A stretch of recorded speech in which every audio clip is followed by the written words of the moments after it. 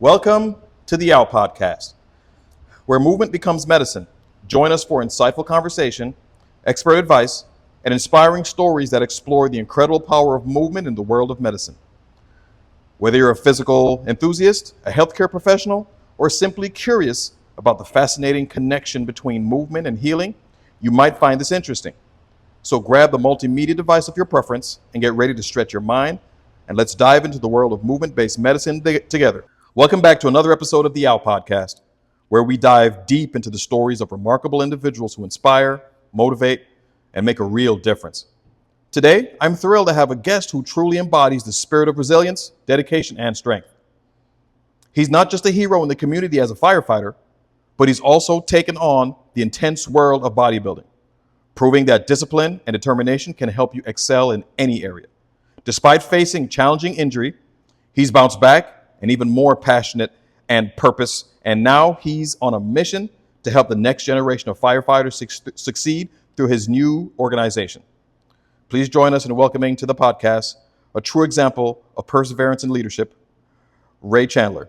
It's an honor to have you here today, sir. Thank you. I'm glad to be here. All right. So I definitely want to say I'm really stoked about having you here, and the reason is because when I met you first, and I understand that you had an injury, and what surprised me the most was the fact that you had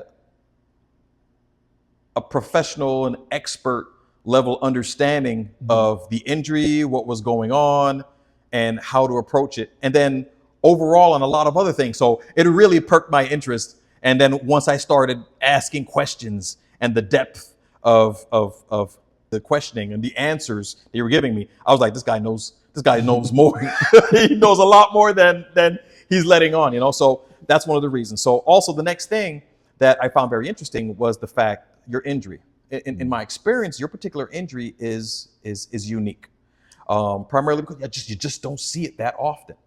And so, going along with your experience and everything like that, I thought everybody's going to love to hear what he's got to say, what he's got to talk about. So Awesome. Again, thank you very much. I appreciate you coming out and just, spend a little bit of time and giving some background information of what's going on. Like I said before, you're a firefighter, and, but I'll let you do the talking. I'm talking too much. I'm a City of Miami firefighter for about 16 years now. And it's been a great ride, I must admit. Because, in the world of firefighting, especially working in the City of Miami, it is very dynamic. Not to say that other departments don't do certain things or whatever, but they don't get the same type of calls. Like, you never know. It's like things out of a movie scene. Like if you watch the craziest firefighting, show, you're like, that doesn't happen. It happened in the city. So I guess it's because it's Miami. It's right. And we're so congested, and we have all walks of life that goes there. From people that's super duper rich, to people that's super duper poor, to the homeless and this, that, and the other. So, various situations cause, various degrees of incidents in Miami. There's lots of suicides. There was a time back, because I got on the 08, and during that time, if you remember, that was when everything was going on, the housing crisis and all this other stuff. Right. So almost every week in Brickell, you had at least 2 or 3 suicides. Really? And that area is the higher socioeconomic status area. Because these guys, they're watching the stock market and this, that, and the other, losing money, and the only way out. Wow. That's crazy. It was nuts. It was absolutely nuts. Then, that slowed down and this, that, and the other. Then we get a lot of stabbings and the shootings, and I wouldn't, because a lot of people say, like, how do you stomach seeing those things? That's a question I was going to ask for sure. And like initially, it's rough. You see it, and then you're like, oh my gosh. Because even when I speak to other people, when they'll see something, what I'll call as simple as a car accident, and or this person's head gets bashed in, or the arm got a cut on, and people are like, oh my God, did you see this? I'm like, oh yeah, it's nothing, just patch it up. So you're desensitized. You're desensitized. And that's what happened. And it's kind of weird because like even with that, because a lot of people are like, man, if you become desensitized to it, then does that mean that you don't have the same degree of care and everything else that goes? Because you would think that would come along with it, but no, because it's very different, because you're there to help the person and you know how extreme this injury is, and that's where as you become seasoned. And so now, like I'll give you an example. I had this shooting that occurred, and young kid, he got shot, center chest, this, that, and the other, and he was sitting up talking to me. So I tell my guys, I'm like, all I need you guys to go ahead and do is patch him up, get him back in this truck, because we're gonna take him to Jackson. I'm like, move it, quick. And you would think like, dang, because I've been to tons of shootings and this, that, and the other. But the thing is that number one, it was center mass. Number two, he's talking to me. So in my mind, he's viable. Mm. So now it's a sense of excitement, like, oh my gosh, because that's rare. That is extremely rare. Someone gets shot center mass and this, that, and the other. You're like, man, of course we don't play God. And of course, we're going to go ahead and try to give them the best opportunity to go ahead and live. So yeah, we're going to patch them up and get them. But then you kind of like, man, you feel it, But when you see something like that, you're like, let's go. On scene time was like 5 minutes. We're like, patch him up. I'm radio in Jackson. Bam, we go. So he survived. I never followed up. I'm pretty sure he probably did. Okay. The way that everything was going and this, that, and the other, I'm pretty sure he probably did. Well, I just want to say thank you. I appreciate your efforts, because I know it's not easy work. I've heard stories before, in my profession, of how sometimes, firefighters have to deal with nonsense and bad behaviors from, bad people as well. So you guys are putting your lives on the line, not just with fires, but individuals, with, poor character and behavior, So I just want to say thank you for that. But how did you get into it in the first place? I always loved personal training. And so that was always my thing, personal training. So actually I started dating this one girl, and then she was like, hey, you ever thought about doing firefighting? I'm like, no, not really. So I started researching it. I was like, man, this is pretty exciting, I fell in love with the whole academy thing because it's very competitive and this, that, and the other. Like, oh, okay, this, that, and the other, blah, blah. So I just started rolling with it. Did my EMT, did fire college, did my paramedics. And during the time of me doing all those things, I made some good friends. And this is how I got to the city of Miami. Many of my good friends started getting hired in the city of Miami. And so one of my best friends, he was like, yo, won't you go ahead and apply there and this, that, and the other. And I was like, oh, okay. Because I had some points on my license that wasn't too great. So I'm like, I don't know if they're going to call me and this, that, and the other, even though I cleaned all that stuff up. I was like, oh no, this, that, and the other. I was like, you know what? I'll go ahead and apply. Applied. So there was a lot of self-doubt? There was. Because I was looking at my license like, I was reckless as a kid. I had all these tickets. Mm-hmm. I'm like, oh, there's no way. Okay. And like the one thing they were looking for, not only the change, because I had a 5-year clean license, mm-hmm. but also the honesty. I'm like, you know what? They asked the question like, hey, what happened and why is it that this occurred to you the way that it did? And I went ahead and I said, I was a young kid. I was extremely reckless, and I got all these tickets. And then, when I decided to go ahead and pursue, career in firefighting and this, that, and the other, I went ahead and stopped. Mm. And I guess whoever was my background investigator at the time, they looked at it and said, yo, hey, you know what? Okay. So you were demonstrating maturity at that point? Yes. Okay, and growth? Yes. Which I'm more than sure that's exactly the kind of character of an individual they want to work in their department. Someone who's going to grow, someone who's seen both sides of both good and bad situations, yes. and know how to navigate it very well and to show progress. So, okay, no problem. All right. So tell me, like, In reference, what was the most surprising thing that you noticed, you know, as a firefighter once you get in and started doing your thing? Start from like the schooling and the education, because I think there's a lot of individuals who are curious about the profession, don't know how to get in, you know. So just like a quick rundown on, you know, what they need to know or do in preparation to get in, and then let's start off with that. So when people use the term firefighting, they think, oh, you just fight fires. No, not in South Florida. New York, I believe New York has it separate. You know, So in New York, there are firefighters, and then there's EMTs. yes, they're separate. Okay. Now they'll be in the same house, but they run the medical calls and the firefighters run the fire calls. Okay. Now here we do everything. So it's actually, the proper term is fire rescue. Okay. You know, and not just firefighters, because that's what we do. Let's say the box, which is the medical unit, one side has our medical stuff and the other side has our firefighting gear. You know, so that's the way that's set up. Okay. So when you go ahead and you're starting off, you know, there's no real start point as far as your education goes, you know.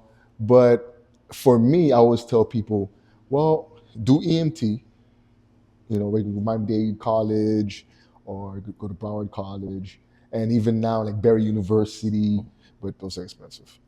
You know, and there's other private, you know, institutions that will go ahead, but those are very expensive, you know, and you know, you go ahead and get your EMT. But anyway, so you get your EMT, then I tell people get your paramedics and do firefighting.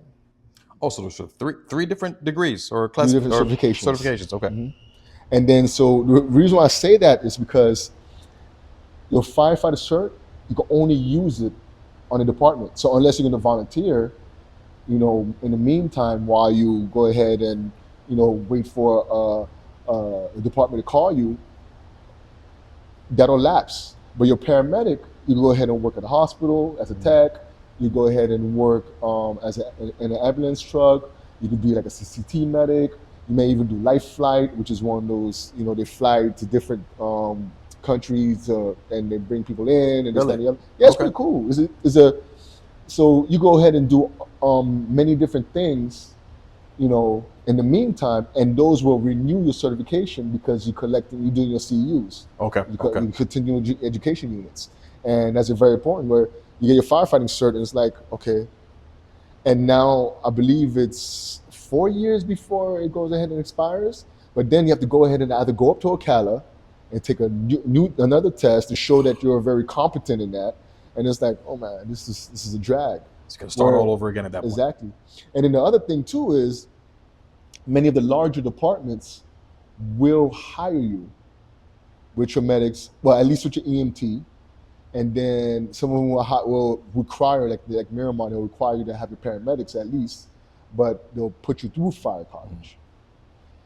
That is both good and bad, because let's say for my department, say in Miami, we have a 6-month, you know, academy. The first 3 months, we teach you all the state stuff and everything else. And then the last 3 months, we teach you how we go ahead and do things. Okay. Now, during that time, and this is where it's grueling in the sense that it is probably the most demanding thing that, as far as education-wise, you could go through, because it's requiring you to go ahead and prep yourself physically, mentally, and you have to go ahead and have practical skills. So the hands-on. Yes. Okay. So and then on top of that, 3 times a week, you're taking tests. And then every other week, you have what's called a PAT, which is a physical agility test, which consists of you putting all the gear on, you're going up 7 flights of stairs. How many? 7 flights of stairs. Okay. And then you have to do like a dummy drag. You have to put your gloves and your SCBA on. You have to demonstrate all that stuff every other week. You have to go ahead and do that. And that's pass or fail. Because if you fail it, now you start getting demerits. We have a demerit system. Okay. If you fail your practical stuff, you get demerits on that. So in reference to being able to wear all the gear, how heavy is the gear, by the way? So for your entrance PAT, they give you like a 60-pound vest that you have to use, 60 to 75 pounds. Okay. So it's supposed to mimic the gear. All right. So you have specific parameters that you're trying to carry 60 pounds and up 7 flights of stairs. All right. So basically, if you can't do it, that's a sign that both you and whoever you're trying to save won't survive. Exactly. Okay. Just making sure everybody understands what's going on. So, Exactly. you know, individuals who come out and they pass the test, there's certain things that they have to be able to do. So I can only imagine how difficult it is to stay on point mentally. Mm-hmm. Tests, exams, studying, and then also there's the physical aspect where you have to train and putting your body through a heavy, intense workout to be able to do those things. Yes. I could only imagine also wearing the masks, breathing, and then you have to be able to think and be sharp at the same time. Yeah. So I mean, how do you really prepare for that? First off, you have to have a strong mind. You have to understand. You have to have. That's where tunnel vision comes in. You know, because it's like you have to drown out, like Goggins would say, the noise. Mm-hmm. Everything else that's going around you, you have to drown it out and just stay focused on that. You have to start there. Then there's the other thing. Like, I always tell people, you may not be a physical person, you know, and that's okay if you're not a physical person. But the question is, do you have heart? Mm. Because you can have a weak body, Mm. but if you don't have heart, you're going to fail no matter what. But if you have heart, you could build a strong body. I always tell individuals, you know, where the mind goes, the body follows. And that's truth. You know, And this is, you know, that's one of the things I tell people also, because when I go ahead and I train people or whatever for, you know, academy, and I tell them that the exact same thing. I say, you got to understand, you're taking 3 tests a week. You have to go ahead and do the practical. You have to go ahead and do the physical agility test. And now, let's say, for instance, physically, they beat you down.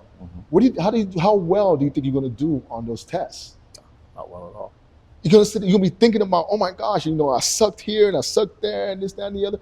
But let's say you physically prepared yourself for it, even though you really can't prepare for it, because they could throw anything and everything at you, no matter what. I mean, academy is grueling. You know, you might mess around and do something in like 1,000 push-ups in a day. Really? Yes, literally. Because let's say, for instance, you're doing some hands-on type of thing. You're doing this, like tie knots. Oh, you got the knot wrong. Knock out 50 push-ups. Really? Oh, you got your knot wrong. Go do up and overs. You're just running up the stairs, going down the other side of the stairs and coming back. Oh, give me 5 laps. So that reminds me of a coach. Coach says, you're going to be smart, or you're going to be Exactly. real strong. Exactly. Exactly. Okay. And the other thing, sometimes they'll probably do it. Let's say, because you have what is called a PT baseline. So it alternates every week. 1 week you do PT baseline, which is a 1.5 mile run under 12 minutes. You have to do X, Y, and Z amount of push-ups, X, Y, and Z amount of pull-ups, X, Y, and Z amount of sit-ups. You know, and you just got to continuously progress, you know, every time they test you. And then on the following week, you go ahead, you do your PAT, and that one, you know, you could fill it out for.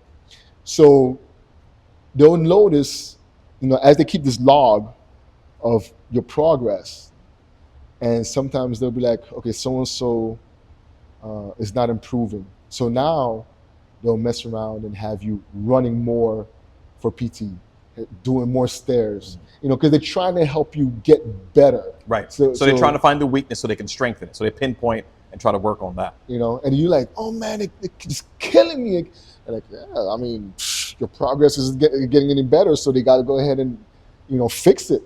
So let me ask you a question. You know, especially with all the physical aspect of this.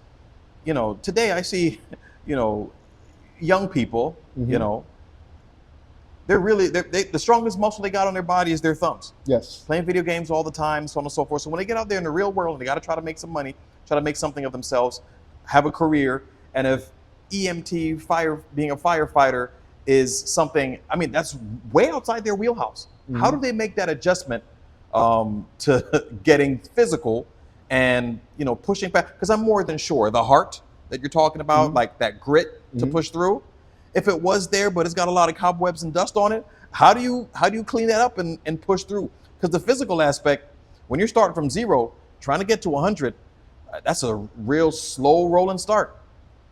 I hate to call it brainwashing, but it's brainwashing. Explain that.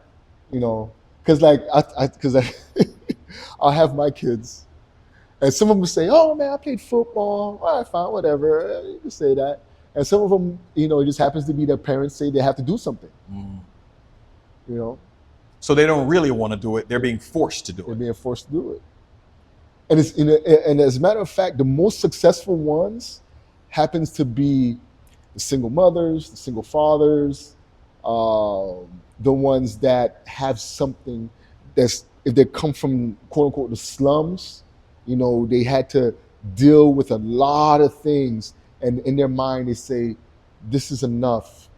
I don't want to deal with this no more. I need to succeed. So their back's against the wall. Exactly. There's no turning back. They've got to go all the way through. And I love those stories. I love them, you know, because they happen to be the hardest working ones in the room. Initially, yeah, they're gonna be super, super weak and this, that, and the other, blah, blah, you know, and you'd be like, all right, that's okay, you know. You beat them down, you know, and you build them back up. And then all of a sudden, you see them slowly getting better and better and better and better. And every now and again, you'll go ahead and get someone, like this one young lady that we had. One of my friends, you know, he's a fire chief now. He called me up. He was like, "Hey, Ray, I got this young lady, and she wants to be a firefighter and this, that, and the other. You know, she was like a veterinary assistant or something like that." And I was like, okay, send her my way, this, that, and the other. So I spoke to her. And when I spoke to her, I was like, what's going on? She was like, oh, I have the CPAT that's coming up, which is the college physical agility test at Miami-Dade. And, you know, I want to try to get a workout in and this, that. I'm like, when is your CPAT? She was like, oh, about a week and this, that, and the other. I said, oof, have you been training? And she was like, I've been a little bit and this, that, and the other. And so I said, okay, I'm gonna send you this workout, try it out, tell me how it goes. So I sent her like a little mock workout, whatever, and she like, oh my God, it beats me up. And, you know, I said, if that beats you up, you know, then you're not gonna pass that CPAT. And it's not too difficult to pass, but you're not gonna pass that CPAT. And then I started going, you know, my wheels started turning, and I said, have your friends or family been telling you that you could do this? He's like, well, yeah. And I was like, so let me guess. Everybody's went ahead and said, you got this. You're going to make it happen. You could do it, and blah, blah, blah. And she's like, yeah.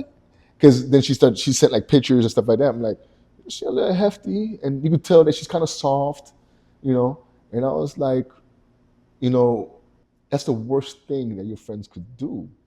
I understand that, you know, you're trying to motivate the person, you're trying to tell them to believe in themselves, but you got to be realistic, you know. So you're making a wish at that point. Exactly, that's exactly what it was.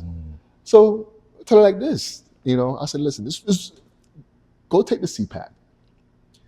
You take the CPAT, you're not going to pass, but whatever. Well, make it happen, go take it, and we'll see what happens. And we go from there. She took the CPAT, and she made it maybe a quarter of the way through. Out of the whole thing? Out of the whole thing. She made it a quarter of the way through. And she came back, and I was like, I asked her, I said, so how did you feel? Oh my God, this is horrible. And I said, you see? And all your friends went ahead and was telling you that you got this. And I was like, listen, you ain't got nothing until you got it. You understand? Right. Nothing. You have to train for this. Yeah. You got to mentally project yourself over there, of already passing it. And the only way you're going to go ahead and ensure that you will pass it is by you training for it now. So we would have our weekend fitness trainings and this, that, and the other. And she would show up, you know.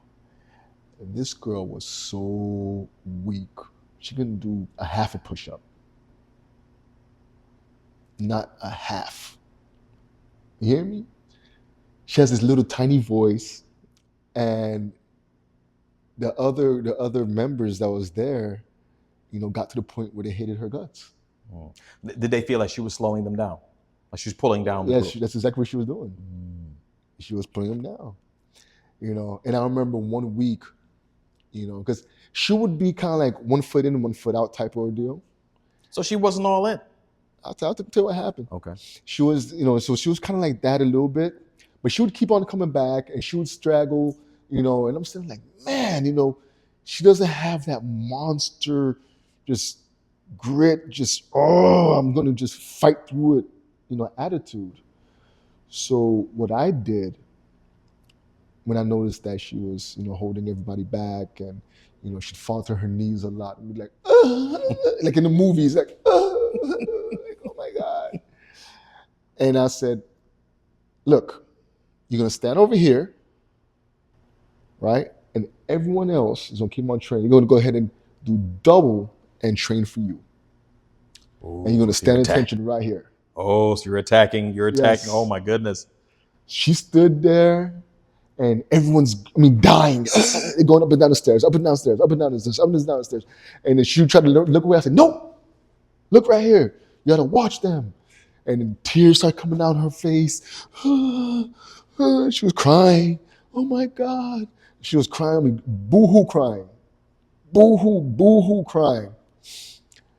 So then what happened was she would keep on coming back a little bit. And she kind of like slowed down a little bit. I didn't bother her too much then. All of a sudden, because we have a little chat group or whatever, she hits up in the chat group. She was like, oh, I passed my CPAT. I'm going to start Fire Academy. I just passed my Fire Academy. I did my EMT. I'm done. So how did that come to be? How did that come to pass when she couldn't show up during the training sessions? What happened was she kept on training. Okay. Because we'd have her post videos and I'd watch the videos and I'd just go ahead and critique little stuff that she would go ahead and do. And then in one particular video, because initially her friend was the stronger one. And in one particular video, I started noticing her yelling at the friend. Telling the friend like, come on, hurry, with her little voice, hurry up, come on, you got this. I'm like, whoa, is that the same girl? So you think she turned the tide at that point? Oh yeah. She was fired up. So let me ask you a question. I don't know if anybody else kind of thinks like this, but how confident should I be if I'm in a 10-story building and a female comes to carry me down, 10 flights of stairs to save my life? How confident should I feel? Question is, what department they work for? No, I'm just kidding. But you know what's funny? All right, the female ego is bigger than the male's. Where a guy might mess around and kind of like collapse a little bit, she will die trying because she does not want to look bad. She does not want to look bad. So they'll go harder. They'll go harder. We had 2 of our toughest girls get on back in 21. 2 sisters.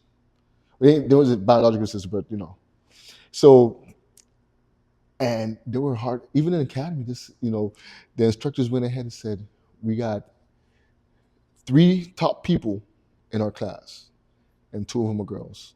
And it was those 2. What I mean by going hard, they go hard. Once they buy in, they buy in. But it's kind of different for like guys will go ahead and like do physical stuff just to do it. With a woman, she needs to truly, truly feel it. It's different. It's like they feel it in their soul, and it's like they're just gonna grow. So now they put their entire being into it. Whereas a guy be like, oh, let's go ahead and do this real quick and blah, blah, blah, and this, that, and the other. Do you think that's like almost like a part of the like the motherly instinct that I think caring? so. You know? I think so. I think that's what it is. Because it's like they go all the way. And it gets to a point where, like, because as males, especially in the male-dominated career, the guys will be like, man, she got to be such a bee. What the hell? No, it's just she is really passionate. Like when they sit there and say like women, like guys can separate things and women can't, that is true. Because it's their emotion that's involved, is the mental that's involved, and they have a hard time because they go in all the way. Whereas a guy would be like, all right, that was over there, and this is over here. So whatever. All right, I'm done with this now. And the woman is gonna sit there and be in her head. And that was what, when I would go ahead and coach the girls, that was one of the things I would go ahead and tell them. I say, the guys feel like you're weak and you can't do what they do. Is that a fact? Do you believe that that's what it is? So you're stoking the fire. You're stoking the flames. Oh, what? And I'll do things like I'll put the girls against the guys. I had one young lady. She got hired by Miami-Dade Fire Department, and this was funny because this was one young man. He has a big mouth. He loves talking. He loves talking. I mean, he'd chit chat that way.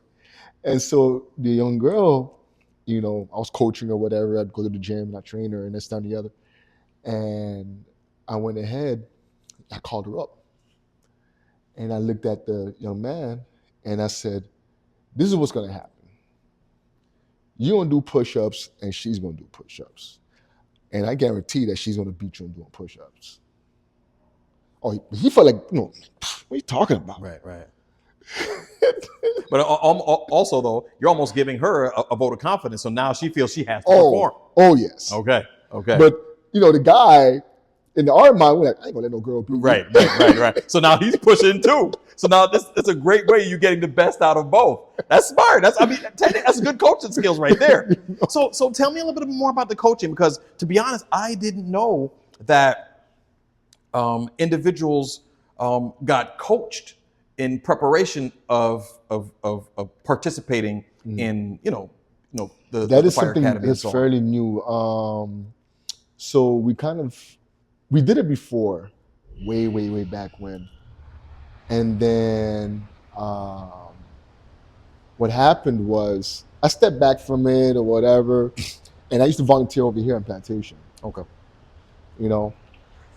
And when I volunteered at plantation, I was like, certain things I didn't like how they did it. Like, so when you get your fire certification, if you have just fire one, you can't go to no other department except for, because they can't use it anywhere. It's almost like you not being a firefighter type of ordeal. So you need a fire two. But what plantation was doing, which I understood why they did it, being a volunteer department, and they don't want to be a revolving door, so it makes sense.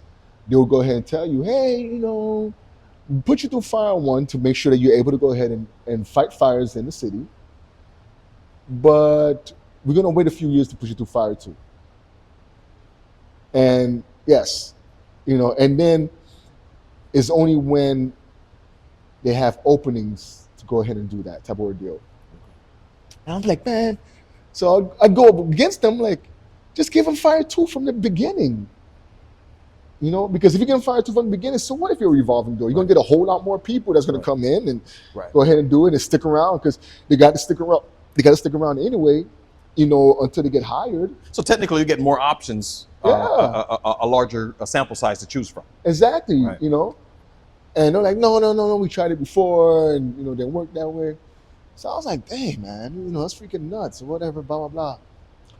So I didn't like that. So I talked to some of the young guys, because the way I looked at it, I was like, I have mine. I'm 16 years in with City of Miami, now. But back then I was like 13 years in or 12 years in, whatever it was. And I was like, I got mine, and I want to see them get theirs too. And I watch a lot of them. I'm like, Because when you volunteer, for as great as it is, because you're volunteering and you're helping people out and this, that, and the other, and especially the way Plantation does it. I mean, they're involved in everything. I mean, everything. Every holiday, they have boot drives. They have they do 4th of July. They do fireworks. They do Christmas. They show up to all the schools. I mean, they do everything. So you feel like, oh man, it's awesome. You feel good. Mm-hmm. So now you fall into that pool and you get sucked at this hole and you get sucked in. And I'll tell you, be careful. Don't get sucked in here. Especially if you're trying to get a career out of this. Don't get sucked in here. Get what you need to get and then get out. Because it's easy to get sucked in. Because I see it. I'm like, yo. And they give you all brand new gear and they have all the state-of-the-art equipment. So you're like, man, and then it is the largest, I think in the Southeast, volunteer department. Really? Yeah, is the largest. So my question is, coaching, it seems as if you have a certain kind of passion where you want everybody to win. So you're reaching back and pulling up the young Yes. to help them with their career, their lives, and also trying to be the best potential firefighters, EMTs as possible, so that they can also serve the community very well. Yeah. So, my question is, as much passion as you have that comes from deep within to be able to do that, are there candidates you see early on that you say, he's just not, this individual doesn't have it from the beginning, before they had the opportunity to prove you wrong? Because we can't coach everyone. Yes. That does happen. And it's funny because it's 1, 2, 3, 4. It's 5 or 6 of us that does it. So your coaching group, your coaching staff, and Yes. so on, 5 of you guys. So you guys get together to say, We hey, look, talk this about individual's got it.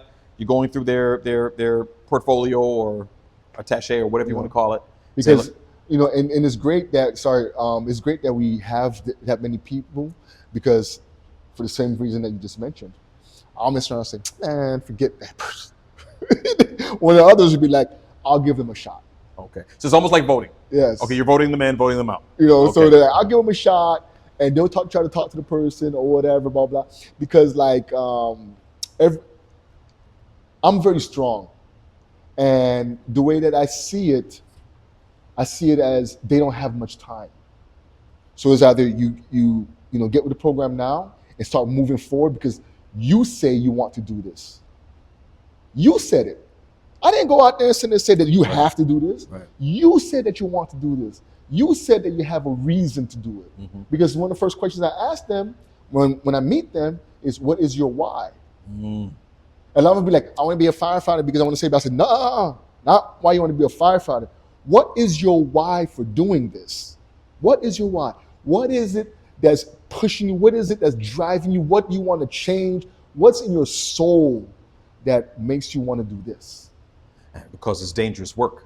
It's dangerous work. It's rewarding, but dangerous. It's very rewarding, and it's very dangerous, but it's at the same time, I guess it's life changing. So what are you looking for? What are you going to see when somebody sees this, somebody hears this, somebody's looking at this and they say, what is it that's going to let them know that they do not have what it takes? So what screams at you? When we have to go ahead and repeatedly say stuff to them, that's one of them. It has to say it to you over and over, and you're not serious about it. Slow learners. You could be a slow learner, but are you really trying? Are you really, really trying? I mean, what's going on? So that would also indicate poor adaptability. Yes. And that's not good, because in academy, I have an ego. My ego is huge. That's why I look at it. So I try to visualize myself in them. And I'm like, man, and I'll tell them, like, do you like being embarrassed? Do you want to sit there and be like, oh, you go in the academy? Because it's a paramilitary organization. Right. So these instructors, they're going to look at you and they say do X, Y, Z, and then you do Z, X, Y, and they're gonna look at you like, what the heck is wrong with you? You know? Because when it comes down to it, that could the ability to follow directions and adapt when the time needs to be could eventually be the reason why you either save your partner or teammate's life or vice versa. Yeah. And that is 100% fact. That is a fact. So mistakes could be costly. There was this kid, he was going to EMT school, and it's kind of funny. So the thing is, and this is something basic. The guys told him, hey, we're parked on the side of the road, this and the other. Don't go on this side because there's always cars coming, blah, blah, and this and the other. They already told him that. Here it is, knucklehead, walks towards that side. One of the guys had to pull him back, car passed through. They were like, you know what? You can't come back here anymore. Oh, man. Your head has to always be on a swivel. Or you might mess around and be in a large group and someone is down. So me, because I'm a lieutenant, as a supervisor, I'll stand back and I'm monitoring the group and I'm yelling at the group so they could back off while these guys are working on whoever it is. And they have to have tunnel vision and focus on that one patient. So that's where the team aspect comes in. It's a team. Somebody secures, the other one they got to handle this. Yeah. So you have to always keep your head on the swivel and know what's going on. There was another time, one of my guys, he was telling me how he had a young sprite, fresh out of academy or whatever, and then they had like a suicide situation going on, but they didn't know, the guy was just odd behavior or whatever. And he tells the kid was like, hey, I could just walk up, behind the car and he won't notice me and this, that, and the other, blah, blah. And he's like, look, stand back right here. We'll go ahead and wait. Don't be a hero. Don't be a hero. Wait till PD comes. No sooner he said that, the guy pulled a gun and shot himself. Like, see? Now, what if you would have pulled up and startled this guy? Yeah. It's crazy because a lot of times you get there before PD. So now, stuff like that you can't teach. I guess that's why, you being a lieutenant, being in the game 14, 15 years, you have the wisdom and the experience. But I'm sure there's some intangibles that it's either you got it or you don't. Yeah. So that's tough. So what would you say in terms of individuals who physically don't have it, percentage-wise, when you take them under your wing, right? How successful would you say you are at training these individuals to be better, I won't say better people, but to be better candidates for firefighter school? So what happens is those individuals that, let's say physical-wise, just can't make it, they wind up just filling themselves out. Like they'll just remove themselves. And does that bother you? Oh no. No?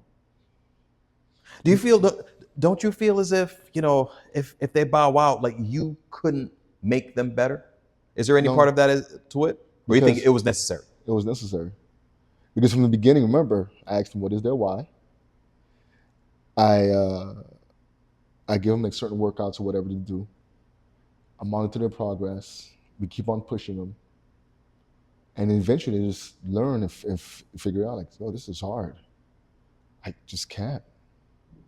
So, and it's funny, we've trained over 100-something people. And so far to date, getting on the paid department, because we only count those, we probably had like 60, 70. So we have something like a 40, 50% really success rate on there. Wow. And it's crazy because it's like the ones that listen and go through it, you see it. Like you just... So let's say, for instance, so you have 100 individuals who come to your school or come to your organization. What about 100 individuals who don't? What would you say the success rate for that other 100 individuals would be to get in the paid department? Out of 100, maybe something like 20%, 30%. Because they're not really prepared. No. So it would really be in somebody's best interest to have the good coaching for preparation. I mean, it's almost like you're doing your SATs and taking SAT prep classes. Yeah. You know? Wow. So what is your why? I'm wondering, what's your why? I didn't have it. So when I look back and I look at my mom, I look at, the kind of kid I was and this, that, and the other. And I'm like, she didn't have it to give us, and, we used to get maybe one gift for the 5 of us for Christmas type of ordeal. Because she couldn't afford it. She just couldn't, she had her little CNA license and this, that, and the other. And I ran the streets a lot and this, that, and the other, blah, blah. And when I started, going through wanting to be a firefighter and everything else, and I looked, because my daughter, my oldest daughter now, I looked at her like, I could barely swim. When I finally got hired by city, I could barely swim. I was bad. But knowing what and how I wanted for her life to turn out, now she's a little spoiled brat, whatever. How I wanted her life to turn out, that was enough for whatever fears I had. So that's what pushed you. That's your why. Yeah. Whatever, whatever. It is what it is. Live or die, let's ride. Let's ride. We going. And it was crazy because I was so driven. When I look at it, I had no real person to tell me, oh, do this like this and go ahead and do this like that. No. So I worked at AMR, which is American Medical Response or whatever, and they're an ambulance company. And that was back in, I think I got hired with them in 2003 or 2, something like that. Because my when I did civilian fire, it was in 2004. So what I did was, I worked full-time at AMR, but the way that I did it was, I worked an inverted 24, Friday nights to Saturday nights. Then I worked a 12-hour shift on Sundays. Then I had to go ahead and Monday morning be at Fire Academy at 6:30, and I get out at 5. And that was Monday through Friday. So it was 7 days a week. Jeez. And the reason why I did full-time at AMR, because I needed the health insurance, because this is civilian academy, I don't have any insurance. Gotcha. So what if I get injured? Right. Because it's very physical. Right. Very I didn't even think about that part. So it was like, what I'm going to do? And then so people was like, wait, you did full-time fire college and you worked a full-time job? They're like, how did you do that? I said, and I'm not gonna lie to you, I don't know. I didn't think about it. I never ever thought about it. The only thing I thought about was I completed today. Just do it. That's it. And I gotta get ready for the next day. I completed today.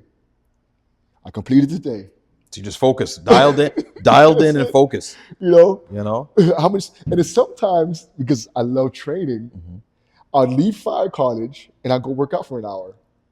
And people are like, wait, no way. Yeah, I'm going to go to the gym, freaking knock it out. But we got studying, we got this. I'm like, yeah, I studied. They're like, how did you do it? I'm like, I do not know. I just know I had to wake up, be ready by this time, and go. Now, I would have to assume that kind of mentality, in my experience with young people and so on and so forth, some individuals have a certain mentality. When you look back at their upbringing, it's almost as if the least amount of options you have and the least comfortable you are is sometimes the more dialed in and focused you are. You don't even realize that there is, I believe that, no other opportunity. There's only that goal. I believe that. I mean, wow. I think, especially for young people, the best thing that could happen to them is that parents make them believe they have no fallback. If you believe, like, dang, I got no fallback, I'm it, you're gonna push harder. No safety net. I got no safety net. I have no cushion. So you're like, dang, oh, wait, oh no. I have no safety net. Wow. What am I going to do? So, all right, so now, so you've had injuries while in department. How many injuries did you have that made you lose major time? Let me say, this is my third injury. I had a tib fracture. I was back in 2009. And that was a really rough year because 2009, I fractured my leg, but that was right after probation, which was good. So this is on while working? So there was that. And then that same year, a few months after that, my mom passed away. Oh. And I was like, damn, man, what the hell? But yeah, so I had that one. Then I had the rupture on the right side and this rupture here. And it's very funny because, like, people always say, like, man, but how do you still train? And how do you still do this? And how do you still do that? And I'm like, I got 85% of my body still. What are you talking about? 85%. I mean, he's got the numbers down just right. I got 85%. No, so you're technical, man. You're surgical with it. I'm like, but you do. I'm like, yeah, because I remember, like, when to go see my surgeon, and then I apologized to the young lady, because she's taking off the cast because it was all sweaty and everything, and then so I was explaining to her, like, I can't lift, but I could walk, so I walked 6-7 miles. She's like, what? Surprise. Well, you know what's funny? It surprises us because you just don't see that many people who try to be the best they can. Inherently there's always an excuse. Yeah. And I think it takes a different frame of mind to be able to say, look, like you said, I'm down one arm, I've got two legs. Yeah. I've got everything else. I need to make it work. I don't know. I don't even know if you can teach that. It's either you got it or you don't. I don't even know if you can teach that. Now, going back to your previous question about the kids and everything else, and that's another thing. We have some of them that gives you excuse after excuse after excuse, and what they don't realize is when I ask them their why, I read all of them. I read every single one of their little paragraphs and everything else, and then I'm like, okay, this one is a story that you're telling me, like you're trying to fluff. This is like just noise for my ears. Get down to the nitty-gritty of what it is, and then when they start messing up, I'm like, I thought you said you wanted to do this because of da-da-da-da-da-da-da-da-da. Oh, but sir, I couldn't do it because of, and then now here it is, and I give them a breakdown. I say, go ahead, give me a breakdown of your day. And I'm like, you had a block right here for about an hour. You could have done it here. You could have done 20 minutes over here. You don't necessarily need to do 2 or 3 hours of this. You could have done 20 minutes of running, and then you go ahead, get ready, this, that, and it's like, oh. It seems like you have a very analytical mind. So you're analyzing time. You're analyzing, I guess, the philosophy behind whatever it is they're doing. A lot of people don't have that. But I'm sorry, I didn't mean to cut you off. But yeah, no, it's fine. And so what happens, like, some of them adapt very well to me, and some of them be like, I don't want to talk to him. He's too tough. Yeah. Come on, you guys have to adapt. Listen, I assume when they're out there in the real world, nobody cares. Yeah. Nobody. That's exactly what it is. The truth is, you actually care way more than anybody else ever will.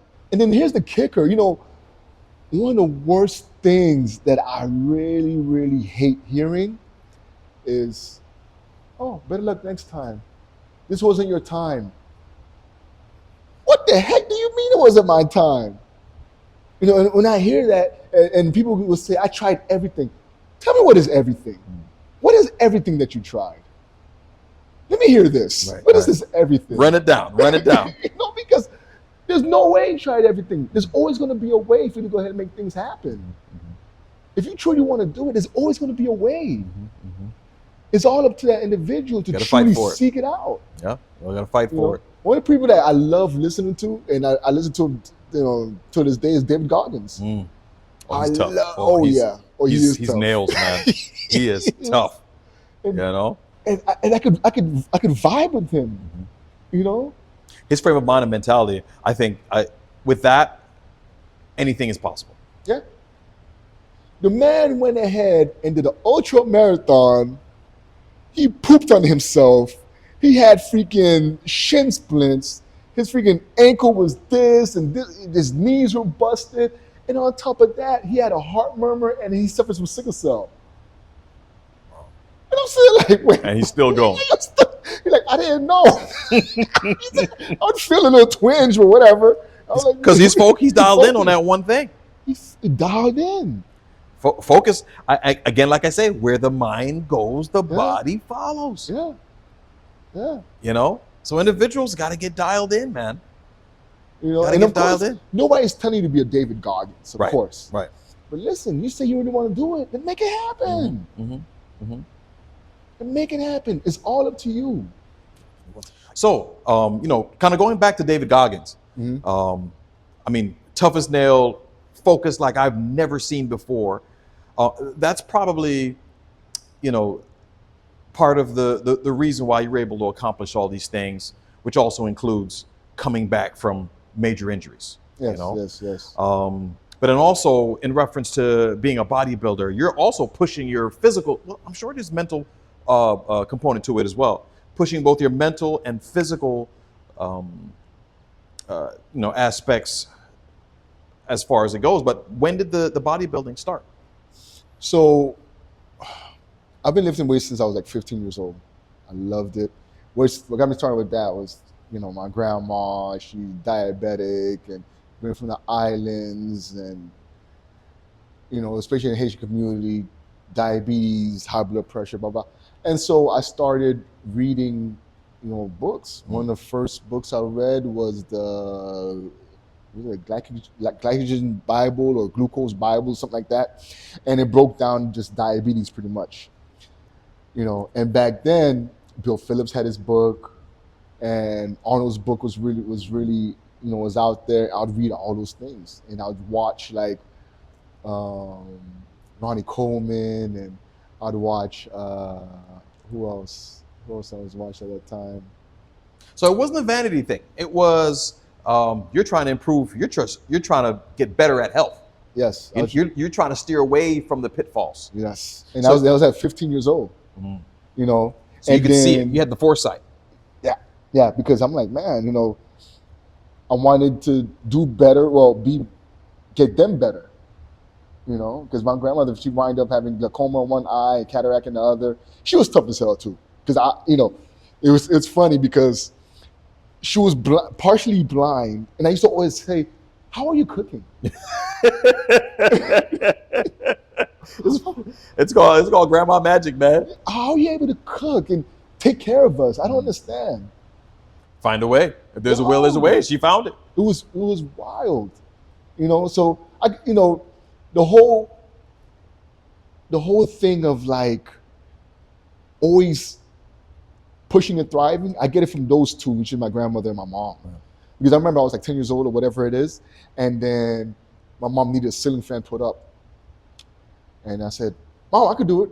I didn't know what the heck I was doing, and she turns around, looked at me, and said, "Do it." So she dared you. She dared you. Just do it.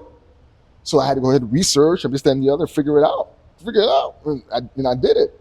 Just like when I got my first car, like 16 or whatever it is, I didn't have enough money to fix the car, So I'd run to Pep Boys, open because back then they had the manuals. Right, you had to get the books, right? And I couldn't afford to buy the book because I had to buy the part or buy the book. Right.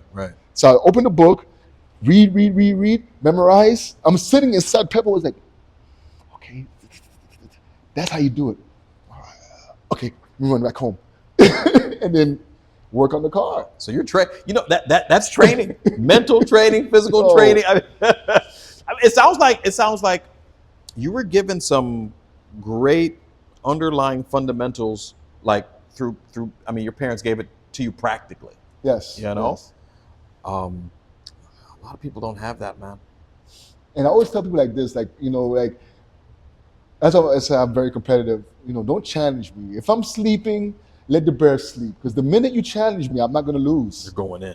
You may be better than me at doing this, but you're going to sit there and freaking, you're going to find out.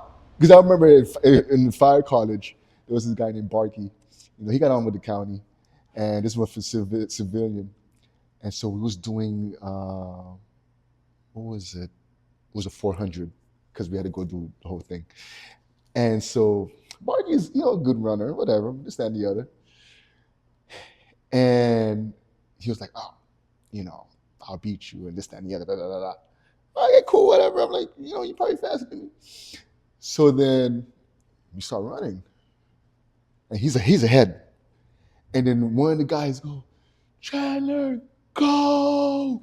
Get him! Get him! Fire lit. Yo. Fire lit. I started high stepping. And I see Barkey start doing like this, like what the hell? And then we hit in the corner. And that's, I beat him. Came I again. beat him. I died though. But mission accomplished, goal achieved. Mission accomplished. Oh man. Yeah, so the whole bodybuilding. So yeah, I always trained and this, that, and the other. And I just love, I was very passionate just about training, and then as I kept on going, I admired the physiques, I admired the Flex Wheelers of the world. I admired, like I said, the Arnolds and, the Ronnies and, there's just tons of them, I would look at like, man, these guys are impressive, and there's something to be said about pushing your body through those limits because I like not being the norm. Like, it's easy to be, go ahead, your body fat is high, this, that, and the other. Who cares? You look like everybody else. It's all good. Yeah. I was reading something the other day, and it was saying that it's easier to make $1 million than to have a six-pack. And I was like, what the? Like, yeah, you find more millionaires than you find guys with a six-pack. Well, I could see that. I guess I get. Well, South Florida, I guess I could see that. I'm saying, like, that's crazy. All the Bitcoin people. Yo. Yeah. And then I was like, and then I was looking at, because then it prompted me to go ahead and go look online. And then it said, like, it made up, guys with six packs made up like 8% of the population. And then like bodybuilders or people like lower than 10% body fat made up like 2 or 3% of the human population. I was saying, like, dang. Small. It's very small. It's very, very small. Tiny. And I'm like, that's wild. So I like being in, like the 5% group, kind of like Pinata, what's his name that passed away. I like that stuff. I really enjoy being in that minority. Gotcha. Now, how practical is bodybuilding in terms of your career, in terms of the firefighting? So having body fat that low is not practical. Why? Because what happens is you get easily dehydrated. Really? Yeah, because you got to think about it. Like, so we had this one guy that went ahead, I used to train, and I told him, I said, yo, when you go in the academy, it's going to be hard. Not only because you're older, but number two, because your body fat is very low. Like, his body fat was legit very low. Like, his abs, you could stick your fingers like this. Jeez. Very, very low. He's like, what do you think? I was like, you need to either put on some body fat, or you need to make sure that you're well hydrated. Because what's happened to him in academy, he would cramp up all the time. And especially our academy, because it's 6 months of grueling. When I'm talking about we take, academy serious, any other department that you talk to, they use our academy as a cornerstone of how they want to try to strive to be. You gotta set the bar. You gotta set the bar. We are so high. So high. And we lost it a little bit for a little while. And then now the coordinators, the instructors, and the chief and stuff like that is out there, they're all sports people. And one of the lead instructors, he's a Air Force guard. He's 50 years old, and he's crazy. It's like Plain and simple. yo, it's nuts. And I talk to him every now and again because right now I have like 7 of my kids is gonna be in his class, and he's like, Ray, I'm getting ready. And why am I he's saying he's getting ready? He is training now. Oh, like you see the time it is. I wouldn't be surprised if he has gear on right now, probably doing stairs, because his motto is like, and I'm pretty much the same way too. I'm not gonna tell you to do anything that I can't do. Right. So if my good leadership. 50-year-old self, he'd be like, if my 50-year-old self could go ahead and be out here running with you, oh, you deserve these demerits. That's good leadership. That's great leadership right there. It is. Leading by example. It is. So, to wind things down, I always ask everybody, like, what's a pet peeve? What's like their biggest pet peeve? When it comes to it is with what they do. What is your big pet peeve? I hate when people say they are going to do something, they don't do it. For some odd reason, it drives me nuts. Why? You feel like they're a liar? I feel like they're lazy then. Because I know I'm lazy. I'm lazy as hell. But the minute I said this, I'm going to do something, Gotta do it. I zero in. And you can't tell me that I can't have something. It's like now, it's like if I truly want it, and you say, oh, well, you can't have that. Oh, really? Okay. That's it. That's all you need to know. That's it. So that's my, that's like, it annoys me to high hell, like, and it's so bad that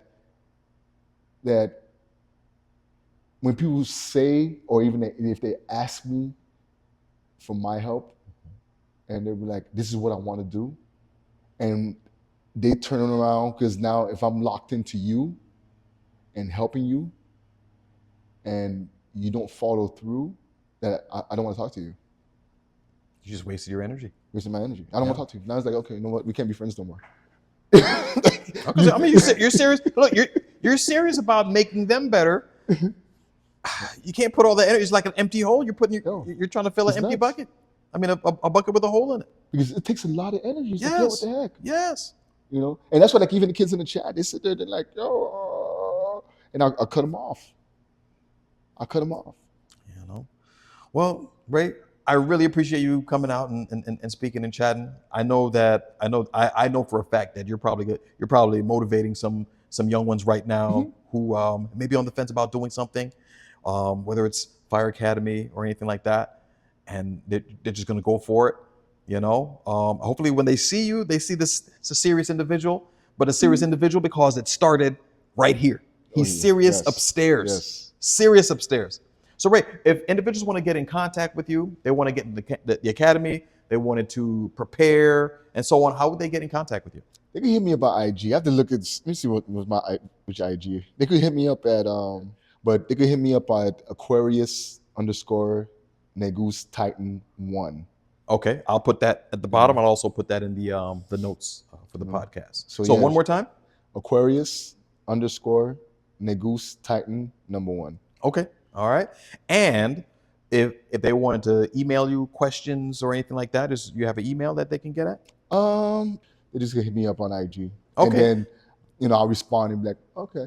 Just the only thing you gotta feel them out. You're feeling them out. Only thing is, if they're not ready, okay, mentally that is. So if you want to get in contact with him, just if you can't find the IG, text me or email me, and I will definitely pass it on and get you the information that you need. He's out here helping people, doing good work. Yeah. So any last words for the viewers out there? Man, ain't nothing to it but to do it. If you really want it, ain't nothing to it but to do it. Simple. Don't overcomplicate things. Don't overcomplicate things.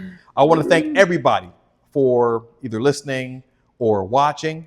I want to thank Ray once again for coming out and just chatting with me. He's a cool dude. And again, all we're really trying to do here at the Owl Podcast is just trying to increase experiences. And I'm really trying to learn myself. So this is really more for me than anything else. But, all those things. I just want to grow in any way possible. And hopefully I can help everybody else do the same thing too. So anything, any reason, email, Instagram, X, Twitter, whatever you want to call it, contact me and let's start some dialogue. You guys have a great rest of your day. Catch up with you soon. All right. Cool, Sir. cool. Thank you, man. Oh, no problem, Appreciate it, man. Appreciate it.